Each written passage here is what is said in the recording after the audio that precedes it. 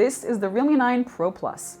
This gorgeous new mid-ranger has an eye-catching photochromatic design and a lot of features under the hood.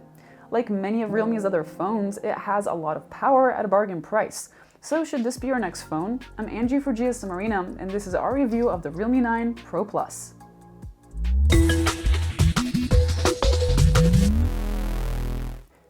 If you're looking for a subtle device, the sunrise blue version of this phone is not what you should get. The loud paint job changes from a more oil-slick blue to a sunset red when exposed to UV light. The Realme 9 Pro Plus also comes in Aurora Green and Midnight Black. Either way, it's gorgeous, even if it does tend to collect a few too many fingerprints. Also, the 9 Pro Plus can stand on its own thanks to its flat bottom, so I guess you could say that it really stands out from the crowd. The back itself is made of glass, while the frame is made of plastic. Sadly, there is no splash protection here, and only the front is protected by Gorilla Glass 5. Unfortunately, the camera module juts out a little too much, and the phone wobbles when on a table. In the hand, it's comfortable with a solid feeling grip, and it's not too heavy at 182 grams. There's an easy-to-reach optical fingerprint reader on the front, which is fast and responsive. It can double as a heart rate measurement tool if you're using Realme's experimental software feature. The 9 Pro Plus has a 6.4-inch Super AMOLED panel with a Full HD resolution and up to a 90Hz refresh rate. It's the same panel as on the Realme 8 Pro, but with a higher refresh rate. As far as the high refresh rate goes, if you choose either the 90Hz option or the auto refresh rate mode, you will get 90Hz most of the time unless the image is static or you're watching a video. The panel got a good maximum brightness of 613 nits when in auto mode. As far as color accuracy is concerned, vivid mode deviates towards blue. Standard mode is a little reddish, but the cinematic mode has very good accuracy. The Realme 9 Pro Plus supports HDR10 and has Widevine L1 DRM support, so you'll have HD streaming across most platforms. The phone has our favorite legacy port, the 3.5mm jack, and two speakers, a bottom-firing one and a second one which doubles as an earpiece.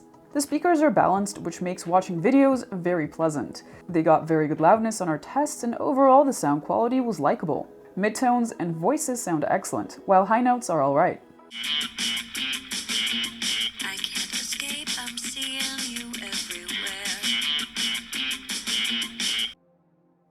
The 4500 mAh battery got the Realme 9 Pro Plus a very good 117-hour rating on our endurance tests.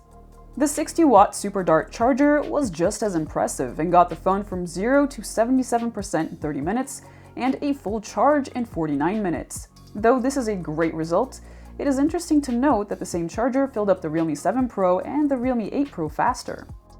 The 9 Pro Plus has the MediaTek Dimensity 920 5G chipset with either 6 or 8 gigs of RAM. The phone is competitive across the board and does great for its segment. Even better, after long stress tests, it had excellent marks and barely got warm. So if you're interested in gaming, this phone is a good option. The Realme 9 Pro Plus is one of the first devices to run Android 12 with Realme UI 3.0. This version of Realme's UI offers a more fluid interface and even richer customization options than before. Some of these new customizations include new always-on displays, like a portrait photo turned into a sketch by the software. There's also edge lighting, the sidebar, new live wallpapers, new icon packs, and you can even choose different accent colors for the entire UI. As a whole, you can either proceed to take advantage of all the tools and settings and tweak the phone to your particular liking, or just enjoy a hassle-free Android experience. The 9 Pro Plus sports a standard triple camera setup. There's a 50-megapixel main camera with OIS, an 8-megapixel ultra-wide, and a 2-megapixel macro cam. The main camera takes 12.5-megapixel photos by default, and we really like them. There's plenty of detail, accurate white balance, no noise, and high contrast. The dynamic range is average, and overall, images look natural. The sharpening is a bit too much when it comes to intricate details, but other than that, we don't have any gripes with it. The phone has 2x lossless zoom. It uses 50-megapixel shots from the main camera, crops the center, and then applies post-processing, and the results are great. There's a lot more detail than what you'd find on regular upscaled photos. The shots aren't perfect, but they're enough for most occasions. Portraits are brilliant. Subjects are well exposed, have nice skin tones, and shots have plenty of detail. The subject separation works well too, as long as your haircut isn't too messy when shooting on a busy background. The ultrawide had 8-megapixel photos that were better than your average result from a mid-range ultrawide camera. They had plenty of detail, realistic colors, and good dynamic range. We did spot some noise, but we prefer some noise and better details than the total smudge fest you might find when noise reduction algorithms go overboard. Macro shots are okay. The colors are washed out, contrast is alright, and they have good sharpness. At night, regular low-light photos with the main camera turned out to be excellent. There's a lot of detail, great exposure, and commendable colors. The noise reduction here is a bit harsh, but it's not too much. If you switch on night mode, the images are fantastic. The noise reduction is more gentle, photos look more natural and balanced, and they have better dynamic range, more detail, and nicer colors. While evening photos with the ultrawide are usable, they're not much more than that, so you should really use the night mode. With it on, ultrawide shots have more detail, more color saturation, have restored details and highlights and shadows, and have less noise overall. The 16-megapixel selfie camera in the punch hole takes decent photos. There's enough detail, and colors, contrast, dynamic range, and noise are respectable. The subject was always exposed nicely too. The Realme 9 Pro Plus can shoot videos with both the main and ultrawide cameras on the back. The main camera goes up to 4K at 30 FPS, while the ultrawide is limited to Full HD.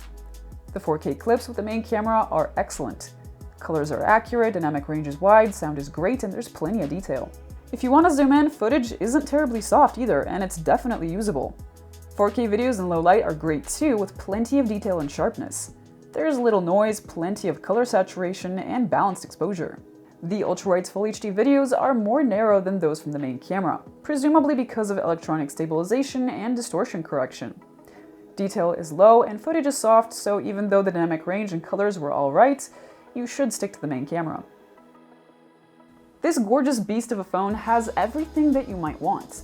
A great AMOLED panel, a powerful 5G capable chipset, a good main camera, and great battery life and charging. However, the pricing isn't the lowest around, and we were actually expecting a lower launch price. Also, there is no ingress protection, and the ultrawide video quality could be better. So while we definitely recommend this phone, there are some competing handsets, like Realme's own GT Master, that you might want to check out before you make a final decision. Thank you for watching, everyone, stay safe, and I'll see you guys next time.